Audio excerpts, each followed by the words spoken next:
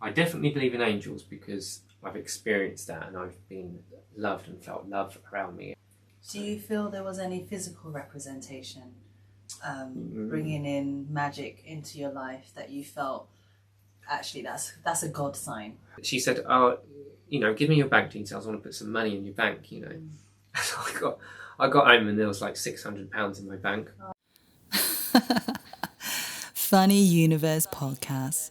Funny and tragic stories and their spiritual life lessons. So the final question I always ask my guests is, do you believe in God and why? I do believe in God. Why do I? Yeah. Okay.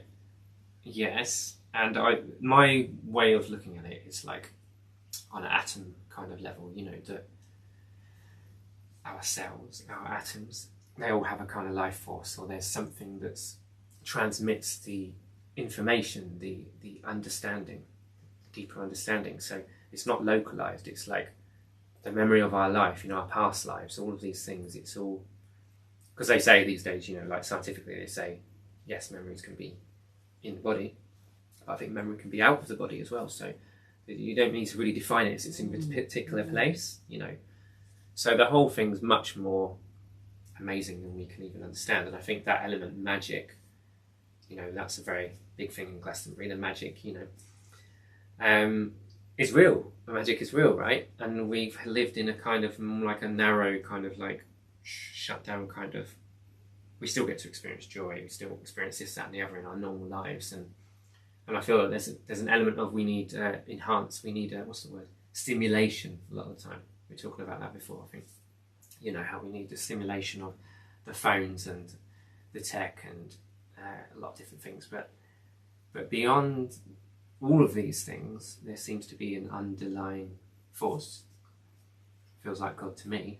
I definitely believe in angels because I've experienced that and I've been loved and felt love around me and of my grandma and ancestors. So, if they exist, then surely...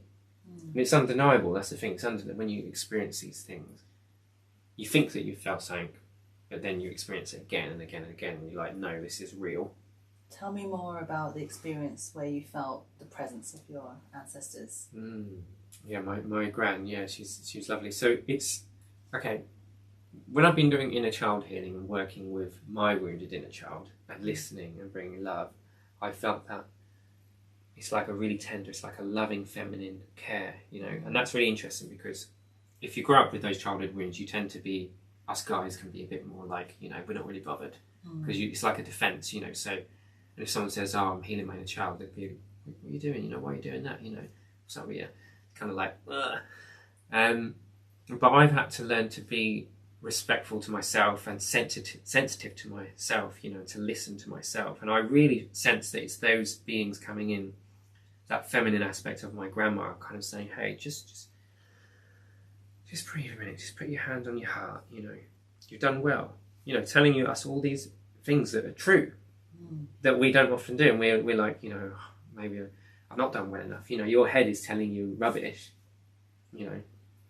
but your heart is telling you, and our ancestors are trying to help us to clear the wound, to tell us the truth through all the lies and all the deception, so that's the main time I've really felt my grandma around, is when I've been helping that inner child inside, and she's just like, she remembers him, I suppose, she remembers my inner child, and she wants me to bring love to those parts of myself that didn't get the recognition, Do you feel there was any physical representation, bringing in magic into your life that you felt, actually, that's a God sign?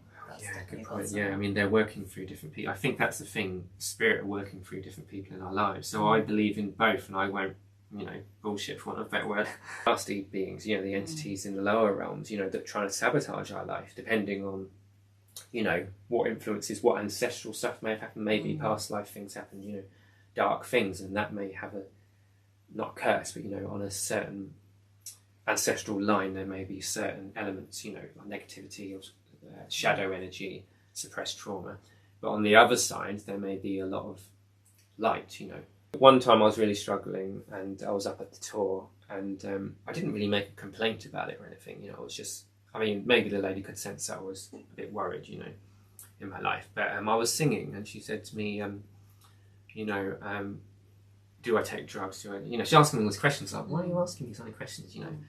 And she said at the end of it, you know, she's listened to my song, and this person actually listened intently to like all 4 songs, was just like really respectful. I was almost like, whoa, you know, I'm not used to feeling this, kind of like someone really honouring it, you know. That's nice. And that can be hard when you've not really felt it, you know.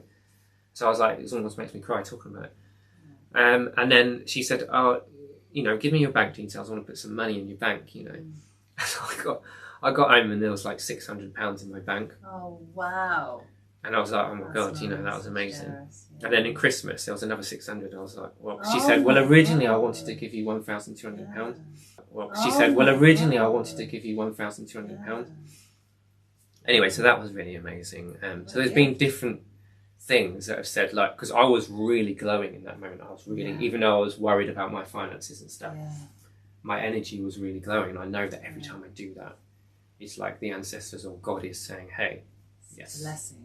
Let's do this. Oh, I love that story. That's amazing. Really cool. Talking of gifts from God, are we allowed to bring in the beautiful bundle of joy that you recently received in your life? Yeah. You've got a baby. I know. I know. How old is your baby amazing, now? 4 months, 4 months old. Oh, that's such a cute age. Yeah. Because, I mean, you don't know what to expect, you know, when when it's your first baby, and, you know, you're going to love them anyway. Yeah. But I feel that now her character's coming out, I really can experience that she is like me and my partner, you know, and that there's something, just the soul is there, and it's what you expected, and it's going to be great, you know. She's very, very intelligent, and there's just so much to her. It's like, oh my God. Now that you're a father, what do you feel has changed you, characteristic-wise and mentally? It's more a sense of grounding and a sense of belonging. So I always wanted to have a kid, but as I said, with all of this, you know, darkness that we have to face in ourselves, don't we? And some of us, I wouldn't say we have more than others, but I'd say that it's in a different way. It's in a way that wasn't helping me with relationships, you know. So I had my difficulties, and, you know, my partners would have their difficulties, but whatever it was I was struggling with it. And before I met up with my partner again, I was doing prayers every night, and I was talking to all of the darkness, and I was trying to say, you know, I hear you, I honour you, I just want to work through this, and it really helped. And then we was in the place to be able to be together, and then, you know, it kind of shifted something in the energetic field, and the child wanted to come through, you know, could feel her already. Do you have any lasting messages for the world? Discernment, I think, is a big thing. Yeah, to discern and listen to your soul and what you really need. Because I was like on a real people-pleasing thing, and I accidentally, I'm not saying the other person's to blame, but I was kind of like, I'm just in my flow right now, I don't really want to do this right now, you know, I'm just going to go get some chips or something, I just want to do the thing I want to do. And there's me like, you know, I just got to do this thing, you know, that my partner wants in this moment. It's not her fault, it's just I needed to just ground in. I'd been on the computer for quite a while. I needed to just look after myself, then go and do the thing. But you know, when you jump to attention and you do what someone wants straight away, it's not even their fault, it's my programming to kind of like jump to attention, you know. And I was peeling the squash, and I like went through my finger, you know, not a nice thing to share, but yeah, I was like, I won't be able to play guitar. It's probably to know your boundaries, to really honour yourself, and don't this is a word for itself, abandon, isn't it, you know.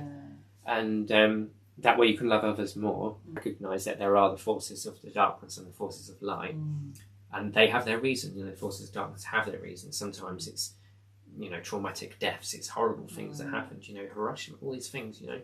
I would say that I don't even think that World War II and World War One's been properly cleared from the field, from the field. So we have to do this inner work. That's my message. You know, face our inner stuff, share, feel brave to talk to people, and open up to the right people, and just be authentic and honest, and it will pay off. Yeah. Amazing. Thank you so much. Thank you. Visit Glastonbury, the heart chakra of the world, where you can be your authentic self at healthfreedom.uk.